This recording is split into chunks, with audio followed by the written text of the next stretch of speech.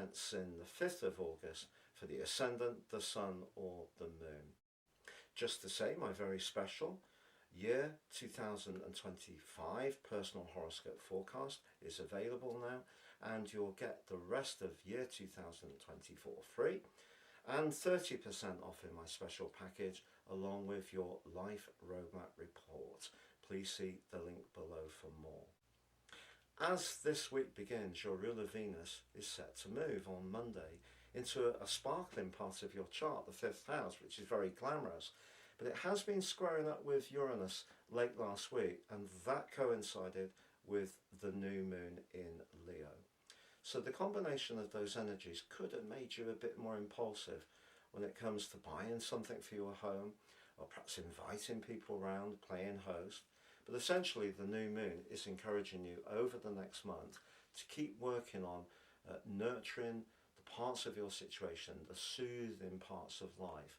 So being with the people that are easing to your senses, but also connecting to the places that you feel most serene. So that could be outside in nature, it could be in the comfort of your abode.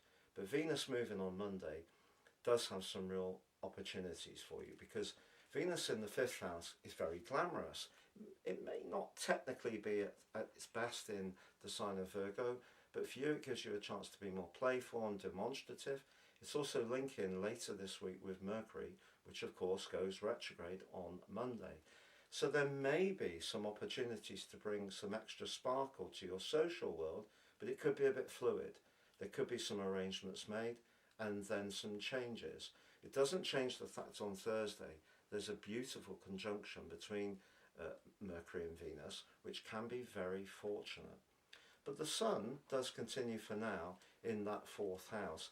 And even if you are wanting to link to people, it may be the most familiar places that you can connect, which you'll prefer, or perhaps inviting them around and playing host. And also Jupiter, the planet of growth, is still emphasising the potential to make improvements or to gain financially through something linked to a property or family money. And that opportunity peaks on Wednesday. However, Saturn, in the part of your scope to do with your future, your highest hopes and your friendships, does bring a rather harsh energy to bear in the second half of this week. When it comes to your emotional life, perhaps there's someone you're connected to who doesn't quite get the more tender part of your nature.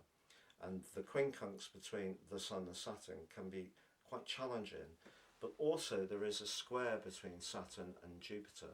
So if you are wanting to make progress around finances, I think the important thing is to make sure that anything you do is really carefully thought through. And Mercury retrograde, therefore, can be a prompt to do precisely that, to not rush to action, to really take your time to analyse any information, particularly of a more speculative nature. So if you've got someone who's trying to prime you up for some kind of side hustle or get rich quick scheme, try to slow it down, make your own decisions.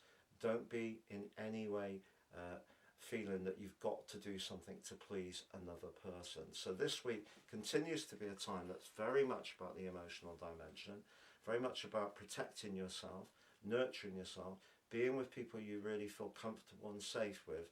But there can be a more playful dimension too. It just can be a little bit fluid. Have a great week, Taurus. All the best and goodbye.